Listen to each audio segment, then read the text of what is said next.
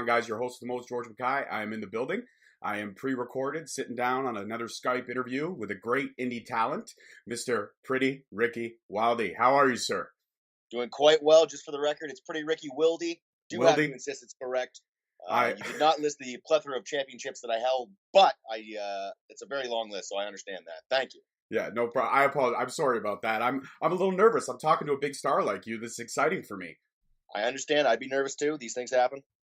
So, Ricky, I just want to go right from the beginning. Everybody has that kind of defining moment where they fell in love with the sport that we're going to be talking about today. Can you tell me your moment where you fell in love with wrestling? I want to say 4 or 5 years old. They were running Breakdown in the Hamilton Cops Coliseum. And I was on my way back to my seat when the lights went out for The Undertaker, and I was never so scared in my life. So it just kind of triggered something, and I've held that with me for a long time. You mentioned The Undertaker. Was he one of your influences, or any other influences that stick out to you in your early days? I'm going to say The Undertaker and Hulk Hogan. Hulk Hogan, what drew you to, because they're polar opposites. I mean, one is kind of a, Mr. Out There, Mr. Personality, and one is very dark, very somber character. What kind of drew you to those two characters? They're just, they're so larger than life. It's still realistic to some degree that they're human beings, but they're so large. The kind of thing that you just don't get from talking to most people. Yeah, it's true. They command a stadium. They can command a crowd in almost any turn. And much like yourself, I've actually had the pleasure of seeing you wrestle twice. Once was May 12th at Power Slam. I saw you go one-on-one with Lee Costa. It was an absolute fantastic match. And I also saw you just actually quite recently on Friday at Crossbody. I saw you go one-on-one with Gabriel Flores, I want to say. Fuerza, yes. Gabriel Fuerza. And that was a barn burner, man. I mean, you guys told a great story.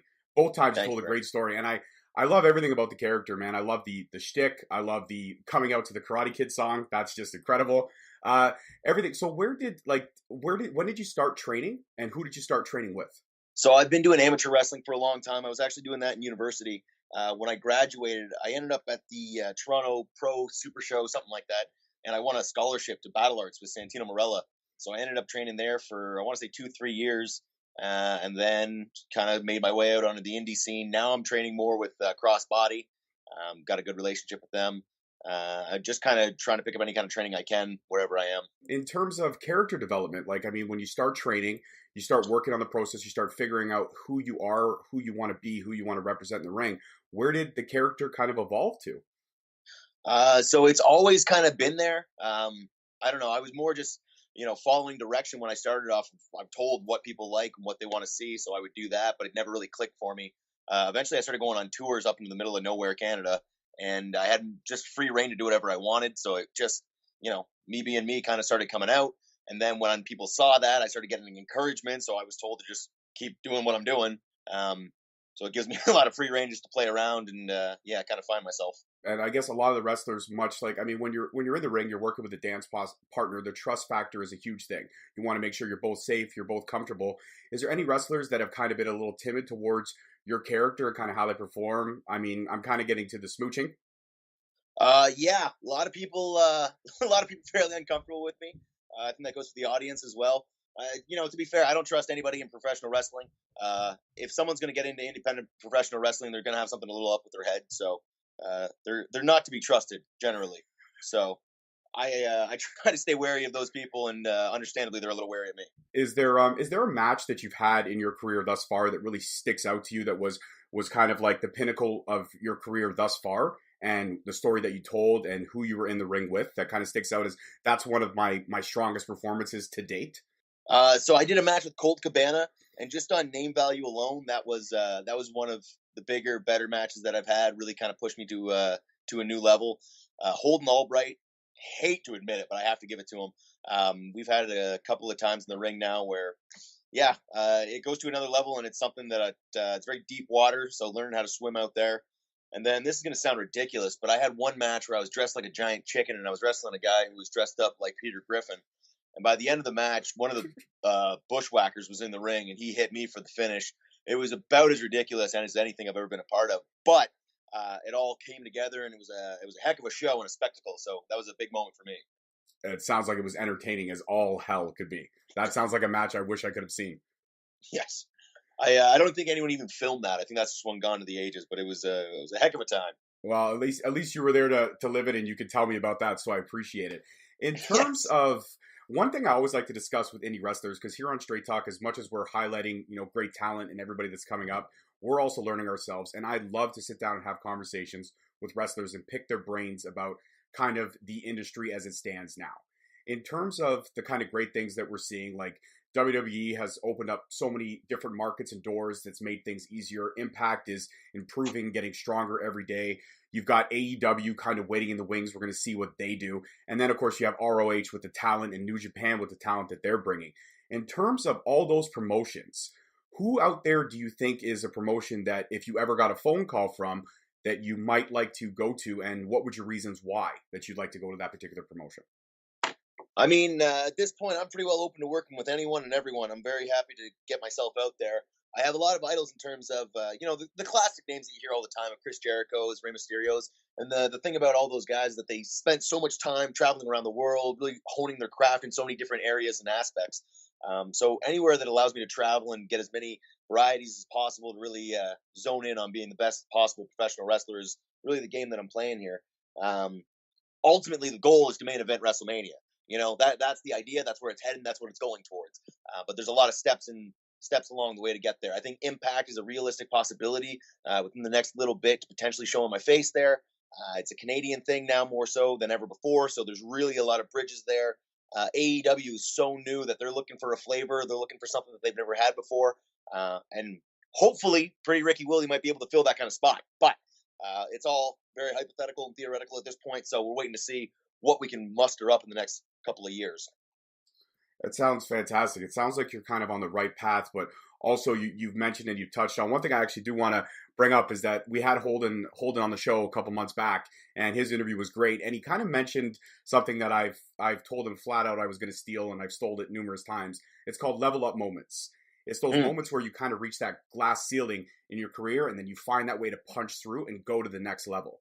Have mm, you had? I mean, I'm sure you have because like I said, I can't give you enough credit on how great your character is. My daughter thank was you. with me at Power Slam, and she thought you were absolutely hilarious. She thought you were fantastic. She thought everything about your character was the coolest thing ever. And I'm sorry to say that we didn't get a chance to take a picture with you, or else we would have. We were just so No, crazy busy with everything that was going on at the event. But next time I see you, we definitely got to get a picture together. But absolutely. in terms of like those level up moments, have you had one where that could stick out to your mind to say, okay, you know what, I was here and then I found that next year, that thing that took me to the next level. Absolutely, absolutely. I went on tours with CWF through Northern Canada, and that was really kind of cutting my teeth, figuring things out. And then I got back and I did a show for Death Proof, great wrestling company, but they have very few rules, so it's very much figure it out when you're out there. And just be put in that kind of situation where it was very much sink or swim, and how fast can you think on your feet. And I was able to pull it out, and I had a lot of people kind of turn their heads and started looking at me differently. So that was one moment. And then about 6 months, a year later, whatever it was, I won the crossbody blue ribbon championship. And in that moment, I had so many more opportunities kind of open up to me. I was on a lot more shows. Really had to prove myself as opposed to just being an entertaining personality, into having really hard hitting wrestling matches and trying to hold my own, stay above water, which I've done obviously successfully. I've still never lost a match. So doing quite well in that regards. But again, it's I would say the Death Proof show and then the crossbody blue ribbon title are two level up moments for myself. And in terms of, let's touch on the blue ribbon title for a minute because I saw you successfully defend that just a couple of days ago.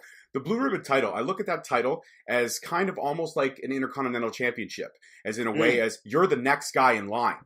So mhm. you've just got to hold this title, and you've held the blue ribbon title for quite a bit. How long is the reign right now? December 19th, I won it. Gone on uninterrupted since then.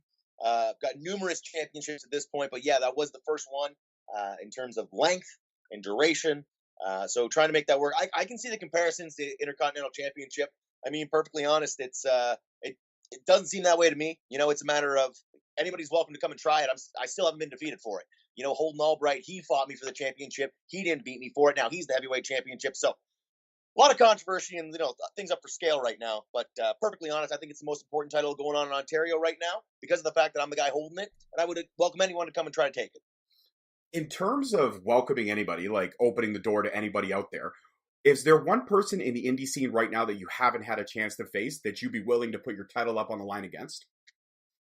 Oh, there's so many good names that I still need to get to. Cody Deaner is one that comes right to mind. He's incredibly talented, tremendous performer. Would really like the opportunity to get in there and learn from him, and probably teach him a thing or two. And would that be a regular wrestling match, or would it be like a stipulation? Would it be an Iron Man match, a 2 out of 3 falls, hardcore match, falls count anywhere? I've still yet to do a cage match, so anywhere I can plug that in, I would love to get in there and try to see how that goes. Oh, I think that a cage match would be absolutely fantastic. Yeah, it's even about that time. I've been around long enough. It needs to escalate into a cage. And it escalated in cage. So what about? I mean, you and Holden have kind of already mixed it up once. What if, say, he were to maybe take a step back and say, listen, you know what? I'm already holding the heavyweight title, but maybe I want to hold 2 titles. Would you be willing to go in a cage with Holden Albright? Oh, any day of the week, I would welcome the challenge. I would love to. Again, it's not a step back for him to be going for the Blue Ribbon Championship. I've held it longer than he's held his belt. Mine is technically more important. Glad to step into a cage. Perfectly honest, I want to do a boiler room brawl with Holden Albright. I think he's the only guy in the scene who's willing to do something like that, and I think we could really take each other to a new level if we stepped into that environment. But cage would be just as good. You're touching on a bromance point for me, man. I'm a big boiler room brawl was one of my all-time favorite matches, and Absolutely. I just think it was done well, but just with the athleticism and the ability that's out there now, I mean, the sky's the limit with what you could do. Yeah, it's shocking to me that they don't do more of those. So I'm gonna have to be the guy to bring them back. Pretty excited about that. Yeah, boiler room. If I saw that boiler room brawl, I would pay any amount of money whatsoever just to see that. That would be fantastic. That would be an amazing idea. In terms of next steps for you, we've talked about kind of cutting your teeth anywhere you can, working with anybody you can, just trying to get stronger. Is there something that's on the horizon currently that you're shooting after? I know that you made you were at the Destiny show, which was fantastic. Are we looking to seeing you more at the Destiny shows? Maybe possibly going at Josh Alexander for the Destiny Heavyweight Championship? Absolutely. I haven't had the opportunity to go up against Josh Alexander. That's something that I'm very much looking forward to. That match will be happening very soon. I promise you that. I also made a debut for Barry Wrestling very recently. And I mean, Destiny, Barry Wrestling, these are some big companies around Ontario. So absolutely trying not to just make it a debut and leave, trying to keep my feet in those grounds for as long as possible, try to make some waves. And I'm looking to hit Alpha One Smash Wrestling before the end of the year. That's really where I'm looking for. But at the same time, got to get out of Ontario, try to spread as far and as wide as possible. Just trying to create a buzz as much as I can do. Well, you are, and I mean that was one of the reasons why I wanted to bring you on the show. And I can't thank you enough for taking the time out to talk with me today. I know your schedule is crazy busy with the grind of the indie scene and traveling all over the place. But let's touch on your title reigns for a second. I mean, we already talked about the Crossbody Blue Ribbon Championship. What else are you holding, and how long have the reigns been thus far? So I'm also holding the Junction City Wrestling Heavyweight Championship. I've held that for feels like a month now. Couldn't really tell you the date. The same weekend, I also won the Penance Cup for SKM Promotions, holding that as their championship. I'll defend that against anyone in there as well. It's trying to just branch out. This coming up weekend, I got NSW New School Wrestling. I'm going to be wrestling for their Internet Championship. CWO, I wrestled for their Heavyweight Championship. Got a lot of kerfuffle in the main event, but I'll be coming back for that belt as well. Just trying to stack them up at this point, try to pile them up. And the last time I wrestled in Brantford, somebody gave me an action figure of myself, so I hold that like a championship as well. That's incredible, man. I can't wait to. Are these action figures coming out soon? Can I get one as well? Oh, you're trying to tell me. I'm trying to get those things produced. You have no idea. But, getting that presented to me as from a fan, that was incredible. That was probably the highlight of my career so far. In terms of, as we touched on earlier about kind of sometimes some of the wrestlers being uncomfortable, even some of the audience, has there ever been a situation where a fan maybe has gone out too far? Because there are some fans who really take it to the next level and wholeheartedly believe in the good guy, bad guy thing. Has there ever been a fan that's kind of crossed the line with you in terms of things that might have been said or altercations that might have happened? Yeah. Some of those tours, we were up in the middle of nowhere. We're 24 hours away from the closest Walmart, So these people see us coming in there, and we're kind of punching bags for them at some point. So little kids trying to get smart, and they're trying to, hop over a rail. They're trying to throw fists, whatever. It got ugly a couple of times. We had one show where we had multiple people rushing into the ring. Got pretty violent pretty quickly, but we had to do what we had to do to keep everyone safe. Show went on without a hitch. I won, obviously. Things ended up all right, but they do get a little dicey up there, especially up north. Yeah, up north is not so much welcoming as the GTA and a lot of the other cities that have promotions. I know you're mixed in with, like you mentioned, Junction City. They're a fantastic promotion. I love the setup that they have there. Also, Hamilton Pro Wrestling, and you touched on going to Alpha One and Smash. In terms of Alpha One and Smash, because their rosters are so deep, so strong, is there anybody that right off the bat, if you get an opportunity to go there, who do you want to face? I mean, for Smash, my number one is Mike Rollins. I've wrestled him before in a triple threat, but he's somebody who very much look up to, and I think we could do some tremendous work inside of the ring. Plus, again, I would love to teach him a few things. For Alpha One, I mean, it sounds cliche, but it's Ethan Page. You know, he's the guy in Ontario, outside of maybe Josh Alexander, who's creating the most waves. He's doing the most things inside of Ontario, and it's hard to grow up 40 minutes from that and not look at that as an inspiration, as a path, a road to take. So if I can beat him along the way, why not add that to my cap? Absolutely. I mean, Ethan Page is an incredible talent, and Josh Alexander, the things they're doing in Impact, the tag team is great. The North, I love it. I'm a big Raptors fan. We had a huge win last night, so the North kind of rings out more and more these days. But in terms of you and your character development and how great you turn this in, was it little stepping stones that you took? Was it like, okay, I'm gonna add the leopard to it. I'm gonna add the crazy hair. I'm gonna add the handlebar mustache. Was that all little things that were added in time, or did the whole thing just kind of show up in a package one day? No, I mean, this is what I've been trying to drive at since I was like 7 years old, right? It's just wrestling's given me an avenue where they accept me wearing that stuff and looking like that. It's very much just how I want to operate, but I get tired of looking like that in public. People keep staring at me, and that gets exhausting. So when you're in public, you kind of tone it down a little bit? Yeah. Otherwise, I got to be signing autographs, walking through Walmart. You know, I'm just trying to get gummy bears and leave. Is that your candy of choice, gummy bears, or is there anything else that you really dig on? Oh, anything you can put on discount at Walmart, I'm in. If it's got candy in it, I'm a big fan of it. I know it's hard to do that and maintain the jack physique that I do, but it's all hours in the gym, right? A lot of coffee as well. Got to keep myself primed. So coffee, gummy bears, and a lot of gym time. Absolutely. And what do you focus on? I mean, I saw that the chest was stacked and the six pack was there, but are you focusing on any other areas? Are you squatting more to kind of get the glutes and the butt tight? Are you also working on leg day? Everybody's got to have leg day, as much as you all hate it. Oh yeah, you know, you can't skip. I got to make sure that my ankles are tight. I got to flex them pretty strong. It's really where most of the strength comes out of. In terms of taking on some of the guys, because there's such a level of athleticism out there. You have guys that are bigger, like a Holden Albright, who's just a beast. He commands a lot of the ring, and there's He's a big dude. Yeah, and then there's guys like Gabriel, who are a little bit more leaner, much like yourself, but obviously you have the stronger physique for sure. Obviously. Obviously. In terms of the bigger guys, do you find them more of a challenge than fighting the guys that are a little bit smaller, say your size? Do you revel in that, or do you kind of take a little bit more step back and say, okay, you know, I got the stamina to outwork this guy? Oh, I mean, I'm not concerned about my stamina or outworking anybody on the roster. Certainly when somebody's smaller, being able to pick them up, throw them around is a lot of fun. When guys are bigger, like Randy Rain, for instance, at Destiny, Lee Costa, it's very hard to move a big man like that. You got to be coming at him in a lot of ways, and that can cost me, you know, trying to throw myself full heat at him to try and bring him down to size. Doesn't always work out the best. Obviously, I won, so that's what's important, but it still takes a bit of a toll on me. So, yeah, to be able to bully people and throw them around, obviously, it's easier. It's more fun for me. All right, so let's fast forward, let's say 2-3 years down the road. You've gotten the call from WWE. You're going to headline WrestleMania. Who are you fighting? And are you fighting for the Universal title, or are you fighting for the WWE Championship title? Probably the WWE Championship, just so that it's the classic one. Also, I can customize it myself. Probably going to be wrestling either Hulk Hogan or The Undertaker. If not, Zack Ryder. So one of those three. Be a lot of fun. Definitely winning the title. 5 stars. 5 stars. 5 stars. You know, I would even give that 7 stars. 100%. I mean, probably. If I had to guess, I'm being modest. You're toning it down for me, which I definitely do appreciate. What do you think is the biggest draw right now towards wrestling kind of becoming more of a facet and more popular again? Like, we had the real strong point in the Attitude Era. I mean, everyone and their mother was a wrestling fan back then, and we kind of had a little bit of a nosedive. But now it's kind of creeped back into where, you know, being a fan is not only accepted, but it's reveled and it's cool again.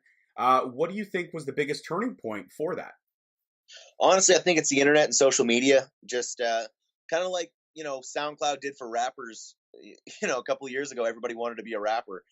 Now the idea of filming yourself, getting footage out onto the internet, it's not hard. It's a lot easier for people to do. So it seems like more fun.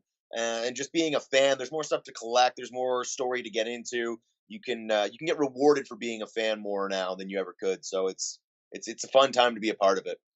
Yeah, and in terms of that, though, there also is the negative to the social media fact where everything is out there. A lot of times there's not really well-kept secrets anymore. Like, let's say if you were to be pulled into a roster and it was supposed to be a surprise, it's really got to be tight-lipped. So it's hard to kind of keep certain things a secret. Is there sometimes things you differentiate or you've kept away from to keep your personal life personal? Like, I mean, everything's out there, but you try to keep some things private, right? Yeah, I've tried to keep them separated. It completely blew up in my face. This has just become my life now. More people call me Ricky than anything else, and it's very strange to be referred to as Pretty, as if that was my first name. So, just kind of gotten used to that. But I don't know if social media is the cause of that, or just because this is how I'm meeting most people I meet at this point, and what I'm spending most hours of the day doing. So it could be one, it could be the other. Either way, yeah, definitely trying to keep them separated is not something that's possible for me, at least in 2019. For sure. Yeah, it's got to be difficult, especially the grind on the road. Like, I mean, there must be times where you're grinding, you're on the road, and you miss out on family time, you miss out on time with close friends, you miss out on time with a girlfriend or two. How do you try to fit all that in? Oh, I'm not very good at it. Try to create the balance as much as possible. Try to just figure out where I'm going to be able to serve the most amount of people at once. But ultimately, it ends up just kind of blowing up in my face. I have multiple anxiety attacks, a couple of heart attacks on a fairly regular basis.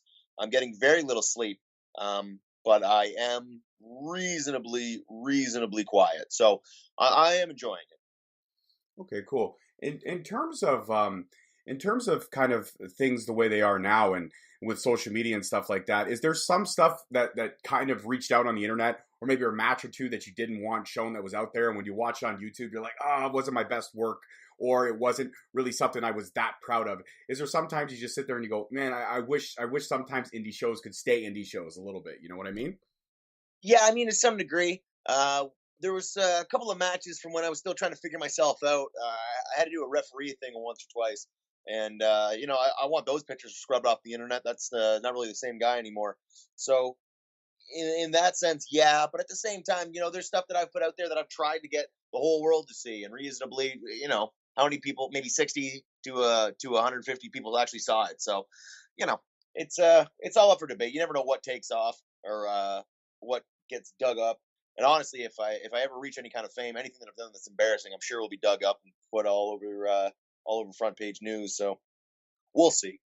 Yeah, at that point, you just got to be kind of comfortable in your own skin and your own ability and the talent level that you have. Which again, you have it by the bucket loads. I can't get over how great the character is. I've been a big fan of it for a long time, and the fact that I'm talking to you right now, I am geeking out a little bit because I mean, dude, no, seriously, I just to see you wrestle twice in such a short span back to back, and seeing the different stories you tell with the different bodies, you really do command a lot of the attention in the ring.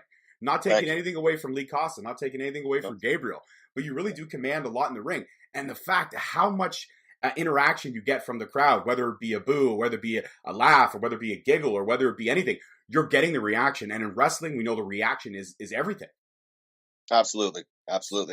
So when you're getting those reactions and you're getting the crowd involved, no matter win or lose, I mean, almost every match you win. But no matter what, win or lose, you've got it that day. Like, hey, I went in, I did what I was supposed to do, I commanded that audience, and I can walk out knowing that I did a good job.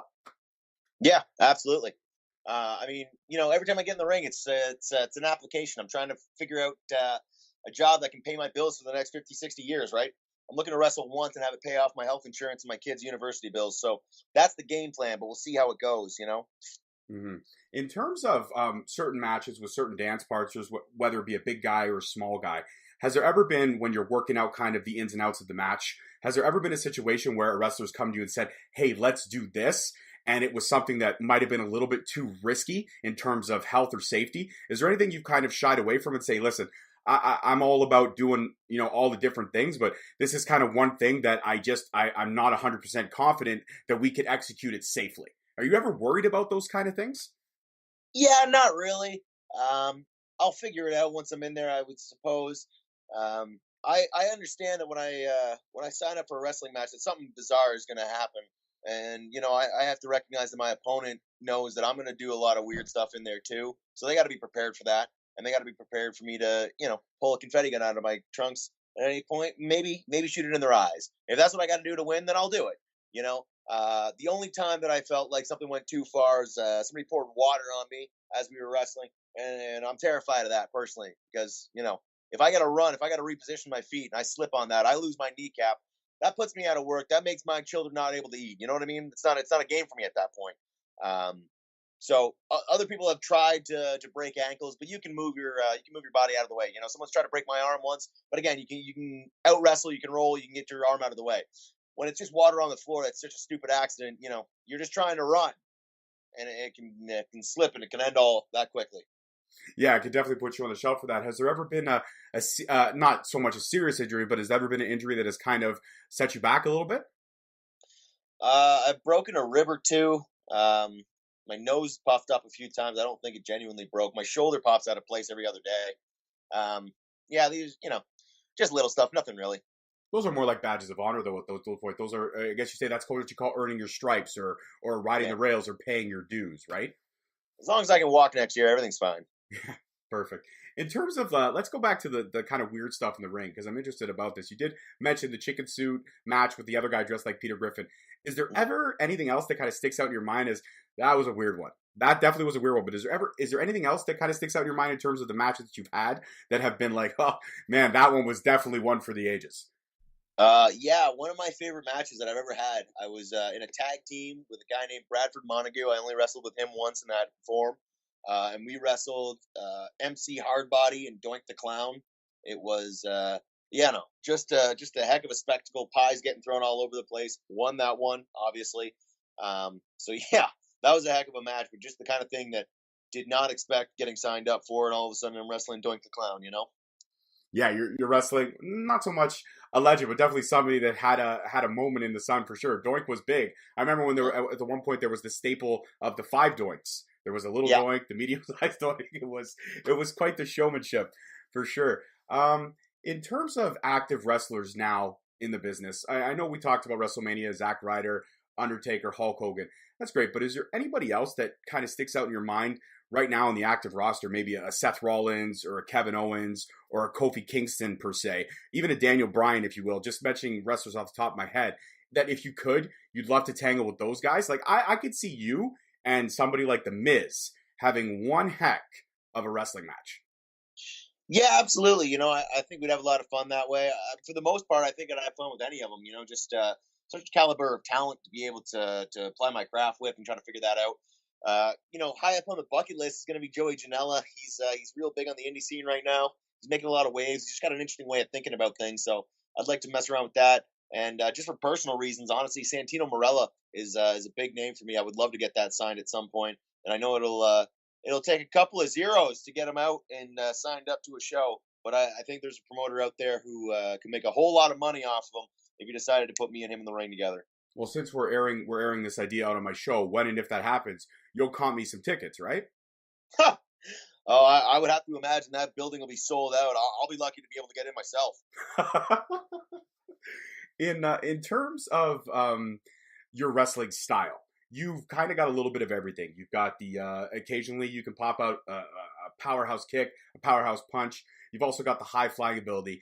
Is there anything in the ring that you're a big fan of? Like, are you more of a fan of the chain wrestling? Are you more of a fan of the slow technical wrestling, like breaking the body down? Or are you a fan of when there's those points to, if somebody's in a corner, to ground and pound them? What's your favorite parts in a match when you are wrestling? So typically my psychology when I'm starting off a match is I like to just embarrass and humiliate my opponent as much as possible. Trying to, throw confetti in their face or dye their hair when they're not paying attention, tie their shoes together, something like that. I don't know, just make them look like an idiot. And then if I feel like, oh no, they're actually getting kind of close to being able to have some sort of an advantage, at that point, turning the heat up and just kind of throwing anything and everything at them. Any kind of diving, exploding, knee elbow combo, something like that. I'm not great with wrestling move names. Trying to invent it as I'm in the ring. Mostly just throwing people or body parts at each other. Nice. And in terms of a big thing that's kind of taken shape, and I believe you've had a match or two, or you are having one, I think coming up rather soon, intergender. What are your thoughts on the intergender wrestling? Are you a fan of it? Are you kind of on the fence about it, or are you pro of it? Because especially in the indie scene, there isn't a whole lot of female talent that can wrestle female talent. A lot of times they're wrestling the same girls 3 or 4 times before sometimes they have to take a crack at the male roster. So what's your stance on that? I understand that criticism and that there aren't as many female wrestlers as male wrestlers, obviously, but by the same token, there's a lot of female wrestlers out even in the Ontario scene that are, not as well known as they should be and are tremendously, tremendously talented. That said, I don't have any problem with intergender wrestling. Seeing a strike thrown at a woman makes me uncomfortable. I was raised by a good mother, and I don't like to see things like that personally. But in terms of actually wrestling, I mean, it's a matter of skill. It's like playing checkers with somebody to some degree. So why not? I wouldn't be uncomfortable going through Brazilian jiu-jitsu with a female as long as they were competent and capable and excited for the same challenge of it. It's a lot of fun. Wrestling is a lot of fun of trying to beat the other person. It's a competition. It's a good time. So to try to take that away from women because we have this weird divide with gender is weird to me. So it makes no sense to me to divide those two and not allow men and women to wrestle each other as long as everybody's up for it and excited for it. I mean, I don't see the problem, but that's just me. No, I stand by your point 100%. I think that's very eloquent what you said, and I respect your opinion wholeheartedly because you're in the business, you're in the scene, and you're doing it. In terms of any of the females that are in and around the areas, I know Jody Threat, she's hooked up with Crossbody as well as Hamilton Pro. You've got Alexia Nicole, who can tear it up. I've seen her give Holden Albright a Hurricane Rana, for fuck's sakes, you know what I mean? So in terms of any of those females out there, is there anybody you'd like to mix it up with? Honestly, it's the two that you said. It's Alexia Nicole and Jody Threat. They're two of the best right now, especially on the Ontario scene. So to be able to get in there and wrestle around with them would be a lot of fun. I've worked with Beautiful Bia, and I've worked with Jules Malone. They're both very talented. I believe that's all the women that have wrestled. I could be wrong. Oh, Jessie Mack. Yeah, again, very talented women. Happy to have worked with them. But Jody Threat and Alexia Nicole, they're two that I haven't been able to work with yet. Both very talented women. Just tremendous wrestlers, regardless of the men-woman divide, whatever. Again, the same thing. They're both just tremendously athletic, charismatic.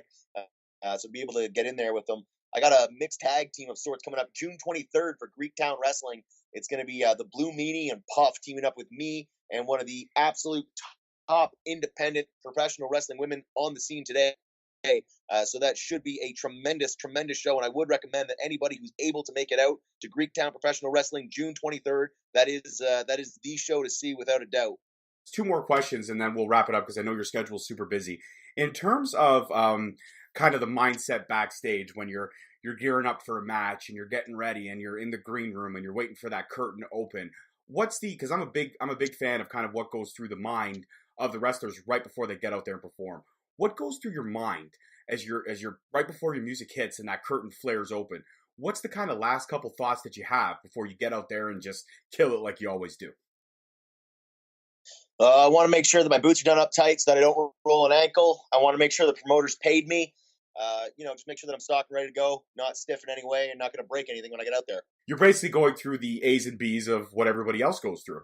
That's awesome. That's great. And the last question that I have for you in terms of everything that you've done thus far and everything that you're going to do into the future. You are now officially a member of the Straight Talk family, so you're definitely welcome to come back anytime. I would love to have you on the show again 6 months from now, a year from now, because I think this is absolutely fantastic.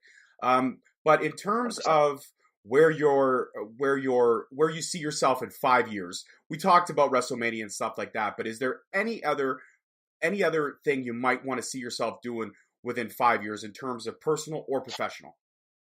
Man, 5 years from now, I would assume that I'll have already made it on to WrestleMania and I'll be retiring from pro wrestling. I'll have made enough money to just kind of rest on my laurels and be able to pay for my children. From there, I'm going to be running for mayor of Brantford. And I would imagine I'm going to do that as a retirement plan until I'm probably 70 years old. I'm going to move to Bracebridge after that, and I'm going to be the Santa Claus at Santa's Village, and that's going to be how I ride it off into the sunset, dying at probably 86. Wow, you got it all figured out. Well, that's amazing. Pretty Ricky, again, thank you sitting down for me with this candid interview. Once this episode drops, I know it's going to get a lot of plays. And like I said, anytime you want to come back, I'd love to have you. Thank you so much. Enjoy the rest of your Victoria Day long weekend. And again, thank you so much for taking the time out today. I really do appreciate it.